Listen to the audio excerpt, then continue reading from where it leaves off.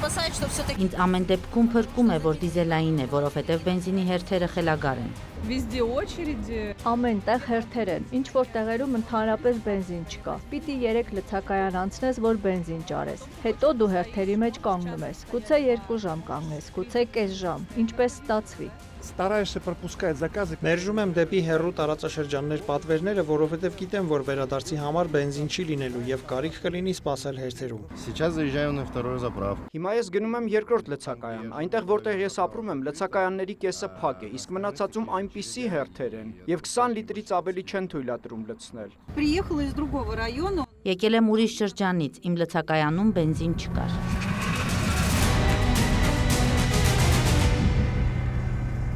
Վառելիքի ճգնաժամ, վառելիքով հարուստ Ռուսաստանում։ Վերջին շրջանում ռուսական մամուլի գլխավոր թեման բենզինի եւ դիզվառելիքի դեֆիցիտն է։ Երկրի տասնյակ տարածաշրջաններում արդեն վաճառքի սահմանափակումներ են կիրառվում։ Խնդրի կարգավորման համար Մոսկվան անգամ բենզին է սկսել ներմուծել այլ երկրներից։ Պատճառը Ռուսաստանի նավթավերամշակման գործարանների վրա ուկրաինական անօդաչու թռչող սարքերի հարձակումների հետևանքով առաջացած վառելիքի ճգնաժամն է։ Reuters-ի տվյալներով բենզինի արտադրությունը 2025-ի հունիսի համեմատ Ռուսաստանում նվազել է 25%-ով, իջնելով օրական 85,000 տոննայի։ Այն դեպքում, երբ ամռանը սպառման ծավալը օրական 110,000 տոննա է։ Օրեր առաջ Ռուսաստանի նախագահ Վլադիմիր Պուտինը հայտարարել է, թե չնայած սկսել են օգտագործել նախկինում կուտակված բենզինի պաշարները, ներկայիս պաշարները գործնականում համապատասխանում են նախորդ տարվա նույն ժամանակահատվածի մակարդակին։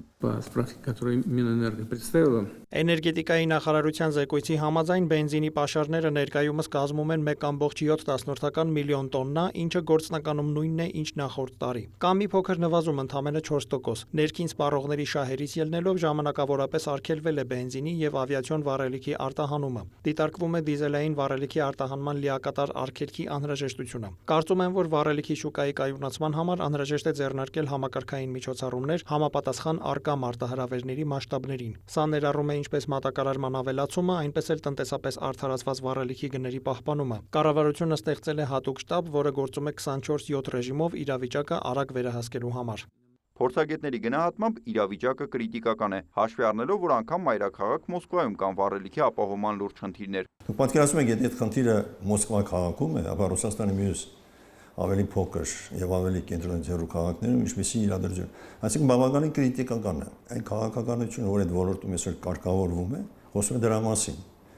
Ու ներքին սպառման համար, տեսեք ինչ են նախատեսում, որ բենզին կարող է օգտագործել միայն գյուղմթերքներ արտադրող ընկերությունները, գյուղմթերքները։ Մնացած ոչ մի դեպքում չի թույլատրվում բենզինը եւ հատկապես դիզվառելիքը արտահանել։ Նույնիսկ վերանորոգումների ծախսերը, որտեղ անհրաժեշտ է տրանսպորտի օգնությունը, սա նույնպես դադարեցվել է։ Ըստ Reuters-ի Ռուսաստանը բանակցություններ է վարում Ղազախստանի հետ 50,000 տոննա բենզին ներմուծելու համար։ Ռուսաստանի նախագահի մամուլի խոսնակ Դմիտրի Պեսկովը հայտարարել է, որ կապի մեջ են այլ երկրների հետ նավթամթերքի հնարավոր ներմուծման վերաբերյալ, չմանրամասնելով դրանց անունները։ Բելարուսից արդեն մատակարարվում է եւ մյուս կետը Հնդկաստանն է, որտեղ ռուսական նավթաընկերություններն ունեն մեծ հայամաս, այնտեղ շատ խոշոր նավթավերամշակման կոմբինատում։ Հիմա նույնիսկ քննարկվում է անգամ Հնդկաստանից բենզինի բերել է, այնպես որ դա ակնհայտ է դարձնում, որ այդ խնդիրը Ռուսաստանում, եթե նույնիսկ պետական պաշտոնյաների կողմից փորձում է ստվերել, բայց իրականում խնդիրը շատ լուրջ է։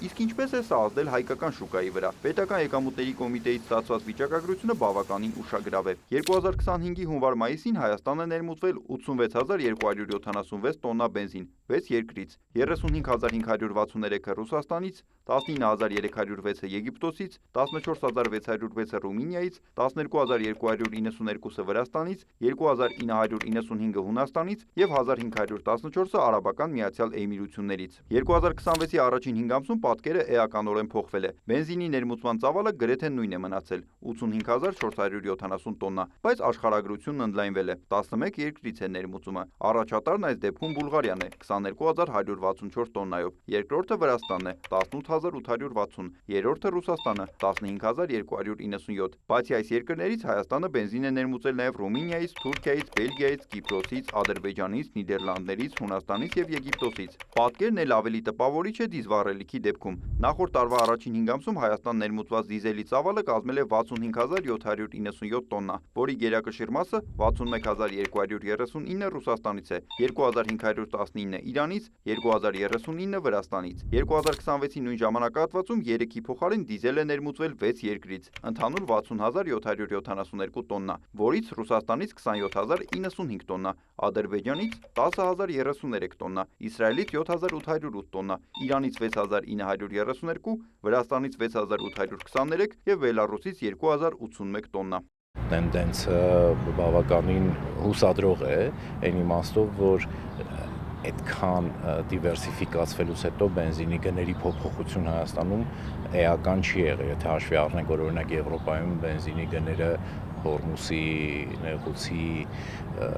նեղուցում ծագած խնդիրների պատճառով գրեթե կրկնապատկվել էր։ Հայաստանում աճը, որքան ես եմ արձանագրում, մոտավորապես մի 5-6% անդամ է, որը ըստ էության բնականon, այսպես գնաճի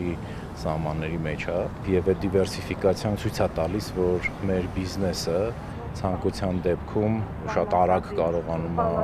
հարմարվել իրավիճակին։ Վիճակագրությունը հուշում է, Հայաստանին փաստացի հաջողվել է շուկան դիվերսիֆիկացնել, նշում է տնտեսագետ Աշոտ Մարկոսյանը։ Եթե դուք նայեք անցած տարվա, այս տարվա ընդհանուր պաշարները բենզինի եւ դիզվառելիքի, դրանք համարյա նույնն են։ Գրեթե նույնն են, որտեղ 95-97%-ով այդ ծավալները չեն փոփոխվել։ Այսինքն շուկան պահում է իր մակարդակը։ Իսկ դա նշանակում է, որ առաջարկը թե անցած տարի եւ թե այս տարի խոսքը առաջին 5 ամիսներին վերաբերում նույն ծավալներով պահպանվել են։ Մենք մեզ կարելի ասել երաշխավորել ենք ռիսկերից, եթե մենք նայում ենք այդ նվազումներն ու աճերը երկրների կտրվածքով, ապա շատ հնարավոր է, որ եթե Ռուսաստանը նույնիսկ 0 դառնա, շատ արագ այդ պակասը կլրացվի այլ երկրների հաշվին, ու դա իրոք մեծ ձեռքբերում է։ Ըստ մամուլի հրապարակումների, Ռուսաստանում վերջին օրերին բենզինի 1 լիտրի գինը առաջին անգամ գերազանցել է 100 ռուբլին։ Ընդհանուր առմամբ Ռուսաստանը պլանավորում է ամսական տարբեր երկրներից ներմուծել 400,000 տոննա բենզին։ Նիկոլայ Ավետիսյան, Մհեր Կիրակոսյան եւ Գևորգ Զաքարյան, Կիրակնորյալ լուրեր։